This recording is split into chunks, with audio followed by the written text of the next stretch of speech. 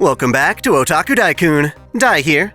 For today, I thought I'd rant a bit about both Nintendo and sleazy PR moves in general. It's worth discussing, because the way anime and games are marketed to us plays a large role in how fandoms are formed. Right now, we've got ourselves a rather polarizing dynamic in the way companies conduct themselves. On one end, we've got large companies doing whatever they want, absolutely ignoring any feedback or inquiry from the people who check out their ads and announcements. It's a completely read-only affair, where no matter how many comments you make or how many messages you send to their social media reps, not only will they not respond, but they will also never change. There's something to be said for resilience, as having too many cooks in one kitchen often makes one nasty soup of a product rather than a delicately baked one. Personally, I'm often hoping developers and publishers straight up ignore all the woke whining whenever a game with a cute girl comes out. That said, there are many reasons for contacting a company that are completely harmless and totally reasonable. For example, I remember contacting Funimation on their own forums a handful of years ago regarding their release of the Steins Gate movie. The film had been out for well over a year at that point, so I was hoping to get a response that they were even working on the damn thing. After all, there were already international Blu-rays with full English subs available. I could own it right then, but wanted to give Funny a chance to show their solidarity. Needless to say, Funimation never so much as mentioned the Steins Gate movie till well over a year after that. Hell, I just looked it up. According to my anime list, the film came out in 2013, yet Funimation's Blu-ray didn't release until 2017. That is absolutely inexcusable. I understand that no company representative would be pleased to share that bad news, but even the most meager of responses can go a long way. Was there some sort of licensing issue? Was it a labor issue?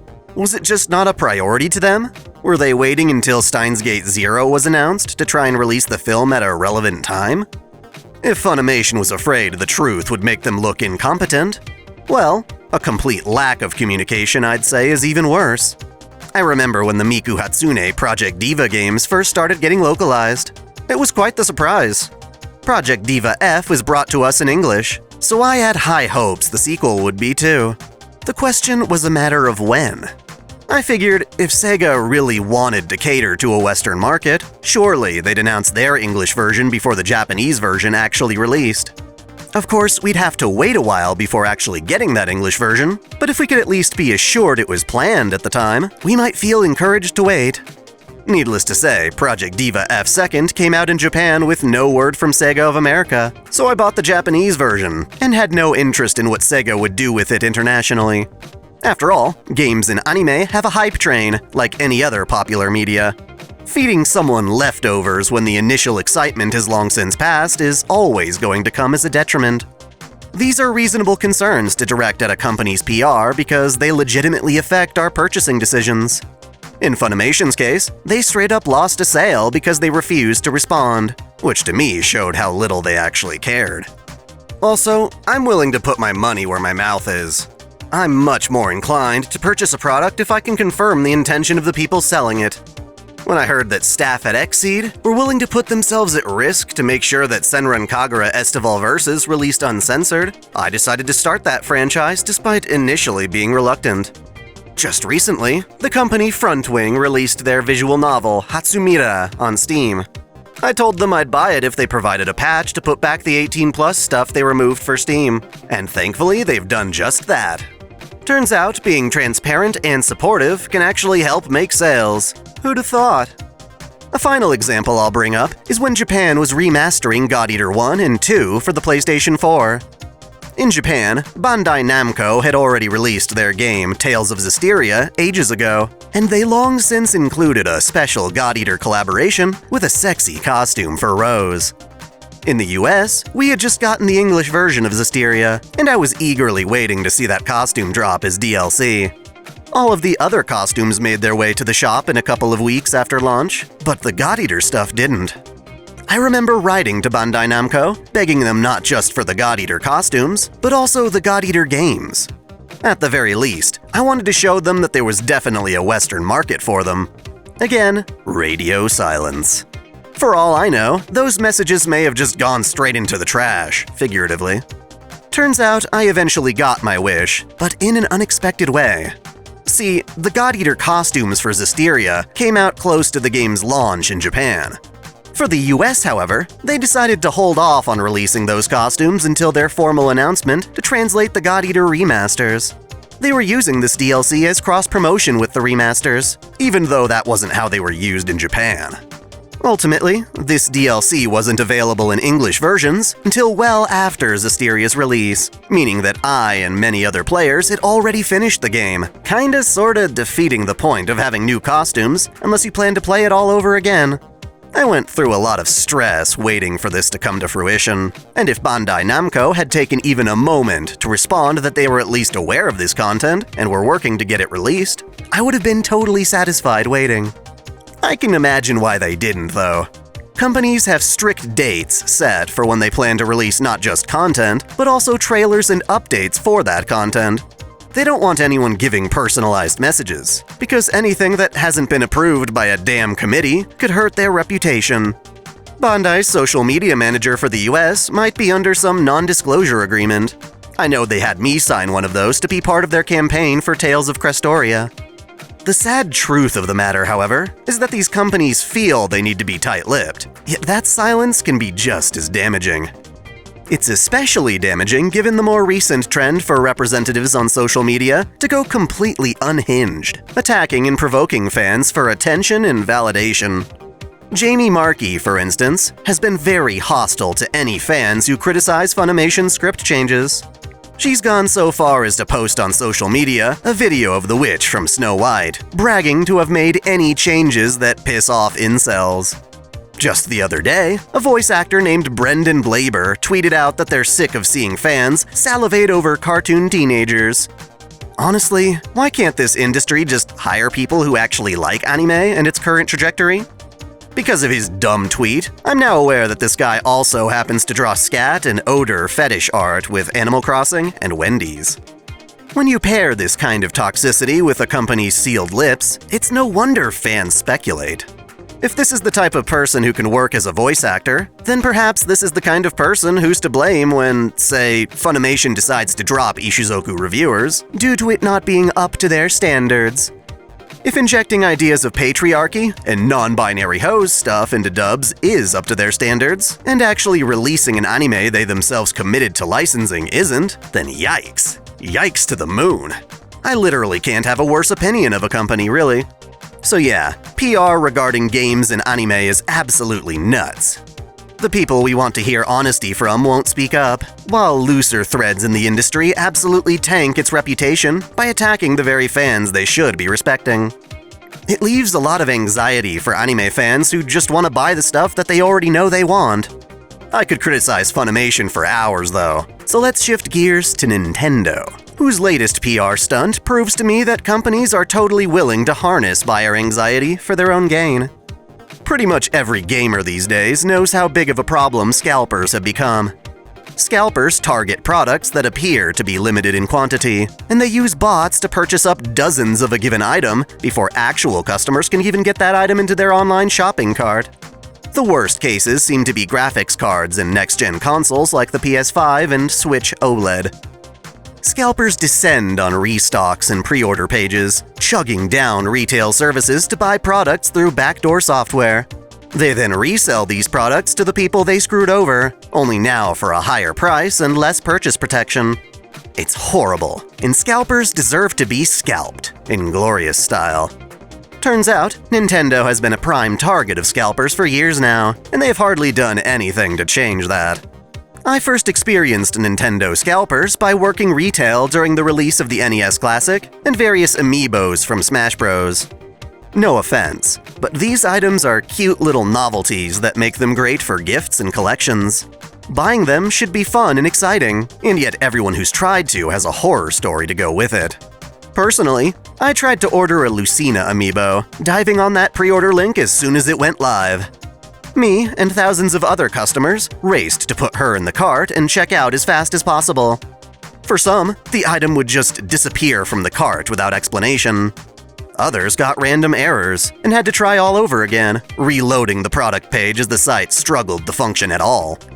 I was one of the unlucky buyers who was able to place my order, only to get notified of its cancellation an hour later.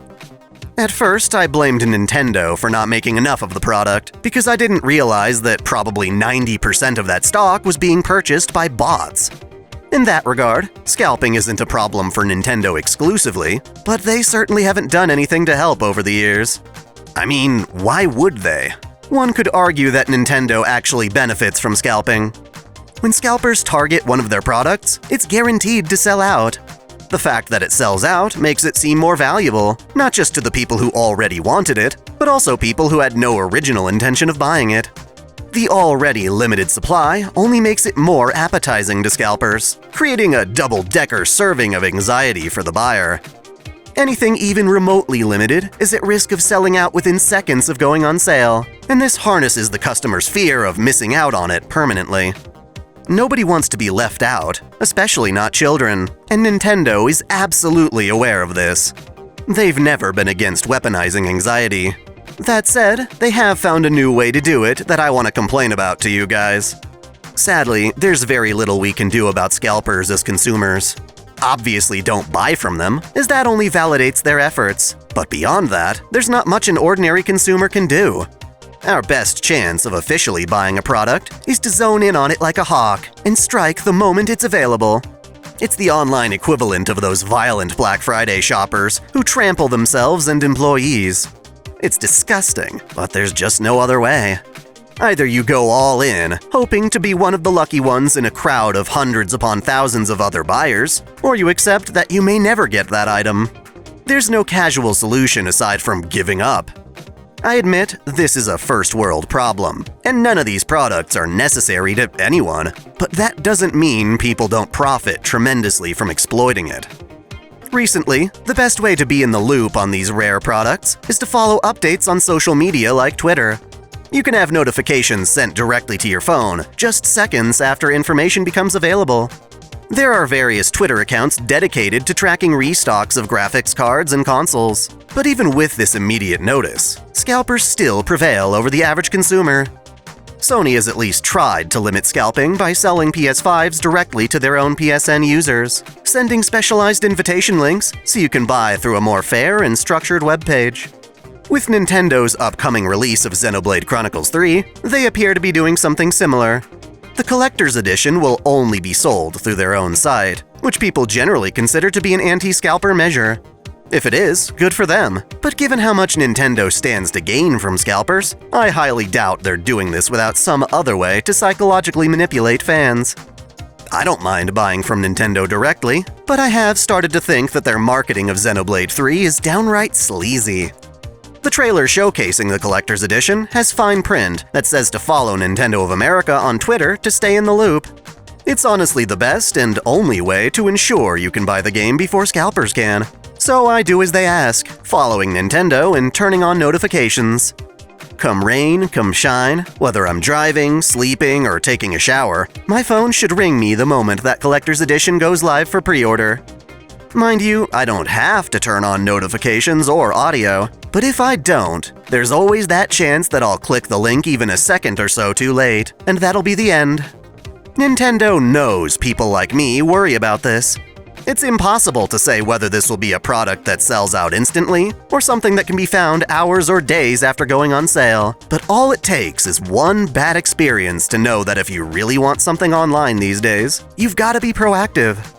The downside of this is that, until Nintendo finally releases the damn thing, I'm being notified of every single tweet they post, whether it's about Kirby, Splatoon, or bullshit like Minecraft and Fortnite. In fact, they recently held a live stream showcasing various indie games, and one Friday morning I got a ring for every one of those games spread out across 5 minutes between each post. People have lives, jobs, and commitments that make keeping up with this stuff really difficult. Now, I'm also aware you can filter notifications by specific keywords and hashtags. That way posts about Kirby won't flood my feed. However, there's absolutely no guarantee what specific phrasing Nintendo will use when they finally post that link I want. They'll most likely use the same hashtag for Xenoblade 3 they've been using so far, but if I follow that keyword, it still has me receiving false alarms whenever Nintendo wants to tell me that the game has healers or nopon in it. Obvious shit that's of no help to me. As someone who doesn't like to spoil myself until the game's actually out, these posts are still annoying.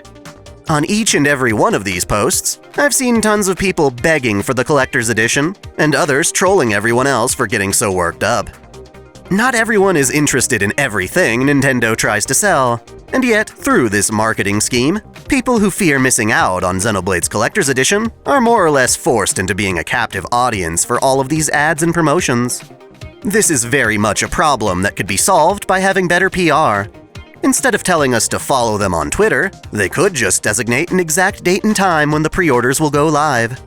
If that's out of the cards, they could just as easily tell us, verbatim, that they will use a specific, unique hashtag when the time comes. Since Nintendo hasn't done this, nor have they responded to any of the comments on their posts, I can't help but accuse them of deliberately taking advantage of their buyers. As if shut up and take my money weren't enough for them, they want to force me to watch all of their ads in the meantime. Right now, I'm writing this script on May 18th, which means it's been nearly an entire month with no proper response from Nintendo. Instead, I've been notified 143 times for shit I'm not interested in. That's just too many times for me to immediately whip out my phone, only to be disappointed. Again, this is a first world problem, but consuming anime is in many ways a first world fandom. As a child growing up in the 90s, it's just wild seeing how consumer culture has changed.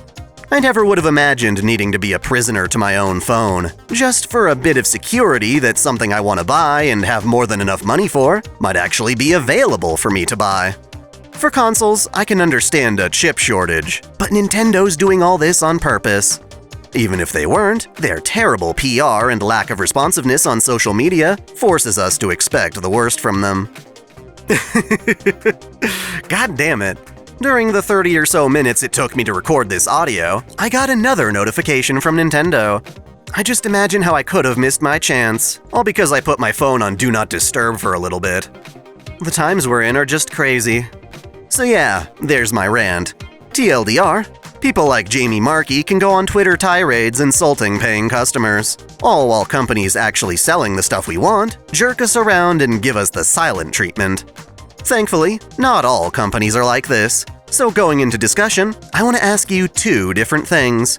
First, who are some companies you feel have the worst PR? Tell me your own personal horror stories. Second, let me know what companies you feel do a good job communicating and being transparent with you. Personally, I can cite the social media team behind Anno Mutationem for being incredibly proactive and grateful for the interaction they receive. Consider checking their game out, as it's an awesome cyberpunk experience. Thanks for putting up with my complaints, and I hope to hear from you in the comments below. Before I go ahead and roll the credits, I want to give a special shout out to all my $10 and up supporters: Video Gamer 75, C. James Torley, Stephen Elak, Samuel Gersten, Otaku Mom, Jens Bauman, Mystic Samurai 1983, Freebrick, Cosmonaut, RNG or Shuffles 1498, Alexis Yukio Gomez Yamato, Johnny Tsunami, Link Pendrago, Caitlin P, Vladimir Rovna, Succubus Sakura, and SF Giants fan Mike. Thank you all so much. Thanks for watching.